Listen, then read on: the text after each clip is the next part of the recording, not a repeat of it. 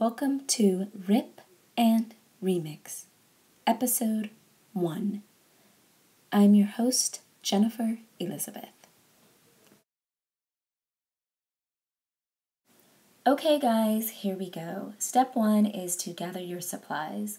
This is really important because you do not want to stop and have to look for something while you're in the middle of working.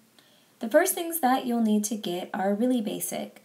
You're going to want to grab a pencil, an eraser, a ruler, which always comes in handy, and you're going to need something to use as your card. I had index cards, so I just cut them in half with a paper cutter and used those. Alphabet stamps, I got these from Michael's. They were like $8. You'll need a stamp pad. These come in lots of different colors, so pick one you like. These are hand-painted cards, so you're going to want a watercolor set or some type of paint. And lastly, you will need a magic wand, or maybe you guys just call it a paintbrush. My paintbrush came from this really cheap Crayola package, so you don't need anything fancy. Now let's go on to step 2, which is the fun part. We are going to start painting our cards. And as I mentioned, I used watercolors. My great-grandfather was a watercolorist, so this takes me back to my childhood. I remember just sitting and watching him paint for days, and I totally understand why he loved it. It's really a meditative medium, and it's very relaxing. So just go ahead and mix up some paint. I decided to make a really abstract, free-form, free-flowing design, and the first color I used was pink. So I just mixed some white and red with some water, and I got this really pretty translucent wispy color pink, and I just painted that on my cards as the first layer. Now, as you can see here, this is my design. Each card is different, and that's what makes this a totally unique and fun and really original to you process. Now, I went ahead and mixed up some purple, which is red and blue, for those of you who maybe aren't experienced with mixing color, and I created another layer. The last layer I created was a very pale blue, but it's really beautiful. So after that, we can move on to step 3, which is going to be setting your type. To do this, you want to get your ruler and your pencil. And I just drafted a really light, easy to erase pencil line 1/2 inch up in the card because this is the plane I want my brand's name in. My brand's name is Glossy Queen, and I wanted it at the top of the card.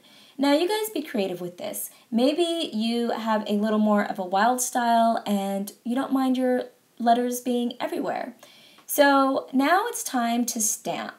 The easiest thing to do is to get the stamp out and spell out your brand's name. So when you're stamping, this process goes by very quickly and you can get in a really easy flow.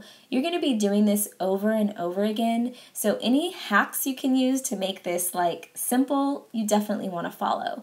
So I just went ahead and stamped all my cards, put on some music, or actually I think I was listening to it was Terrence McKenna. I was listening to a Terrence McKenna lecture while I was doing this. So here you see I have my card. I grabbed my eraser to erase that pencil line, and here we have the almost finished product. Now, I call this segment Rip and Remix for a reason. I want you guys to rip my idea and remix it and make it your own. So you can handwrite your information on the card. You can use a stamp. You guys can order custom stamps with your business's information on it, or you can print labels at home and stick them on your card. So now let's move on to step 4, the product packaging portion. You guys are going to need a product to package. I'm a jewelry designer, so I made these rings that you see, this bling bling, and I wanted to package them up in a really cute package. So I grabbed some additional supplies.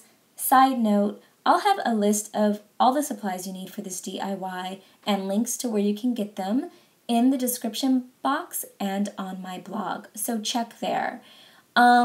I got my corner rounder and rounded out those sharp edges just because I felt that it gave it a more finished and refined look. And I had some glassine bags hanging around, and those are perfect for this DIY. I just used the bags, put in the little card, attached my rings, and voila, here we have the final product. These are ready to go to the craft show, they're ready to be sent off in the mail, and I love them. Now it's time for you guys to get off YouTube and create your own version of this DIY. Share your photos with me by tagging Rip and Remix on Instagram and Twitter, and be sure to tune in for the next episode. Until then, ciao for now.